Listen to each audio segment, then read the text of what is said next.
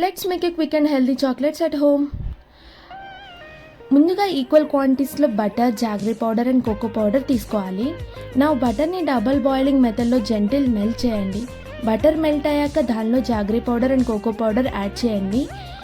If you don't like jaggery powder you can also add a sugar powder based on your taste. And నేను healthier వర్షన్లో choose చేసుకున్నా కాబట్టి నేను jaggery powder చూస్ చేసుకున్నాను.